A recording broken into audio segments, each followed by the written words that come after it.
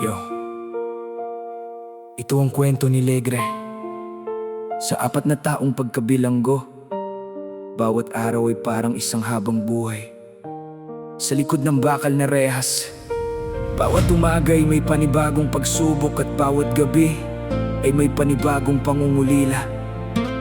Hindi lahat ng nakikita sa loob ay madaling maintindihan. May lungkot, may pag-asa, may pagsisisi, may pagtitiis, at may pangarap na balang araw ay muling makalaya. Ito ang kwento ng buhay sa loob ng piitan. Sa kulungan, hirap at lungkot at kasiyahan ang maranasan. Kailangan namin ng katarungan.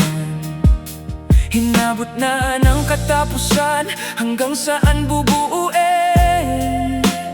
Dito sa loob ng selda, sa mga nagawa ko na krimen.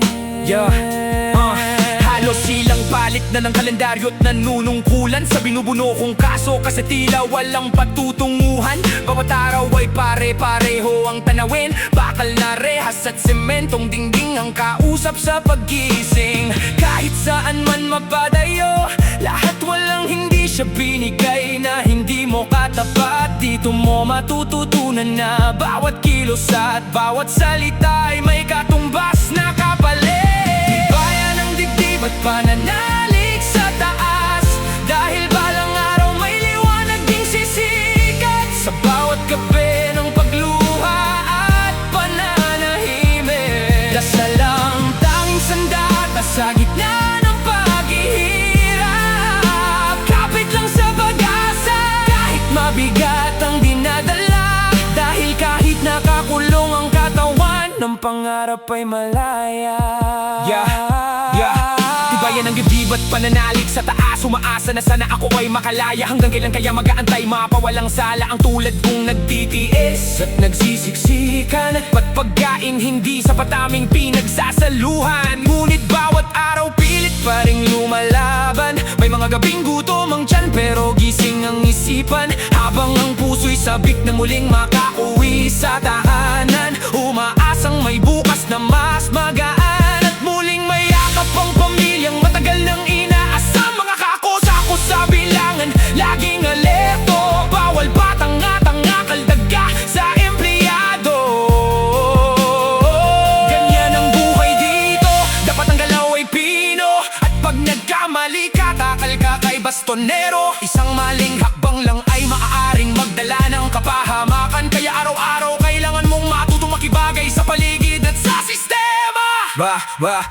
Bawal dito ang siga, kailangan mong igalang mga nanunungkulan. Tratuhin mo na parang magulang, meron ditong batas na kailangan mong sundin. Hindi ka mapapahamak kung di mo lalabagin. Respeto ang unang aral na natutunan sa loob, dahil dito hindi lakas ang sukatan, kundi paggalang sa kapwa at sa batas. Buhay dito sa kulungan, lungkot ang itong kalaban. Luha o ay pumapatak, di ko na mamalayan. Minsan sa katahimikan ko lang nailalabas ang bigat ng damdamin, habang ang alaala ng pamilya ang paulit-ulit kong yakap sa isipin. Pangarap makasama ang pamilya ko paglaya, dasal lang ang sikreto ng tuluyang kong paglaya. Sa bawat pagising bilang pari ng kasama, habang ang isip ay nasa tahanan, matagal nang nawala. Tuwing may dumadalaw, sandaling gumagana ng pakiramdam, ngunit pag-alis nila, mas ramdam ang katahimikan. Hindi madaling mabuhay sa likod ng rehas, ngunit natutunan kong tumatag sa bawat oras. Ang pananampalataya ang siyang ilaw sa madilim na daan, at ang pag-asang makalaya ang patuloy na nagbibigay ng lakas. Ilang taon kong bubunuin ang kasong di ko kasalanan. Masakit man tung isipin, kailangan kong pagdusahan ang mamuhay sa kulungan. Hindi ko malilimutan kung saan ang mga pangarap ko'y malabo ng asahan. Kaya sa aking tarima ako'y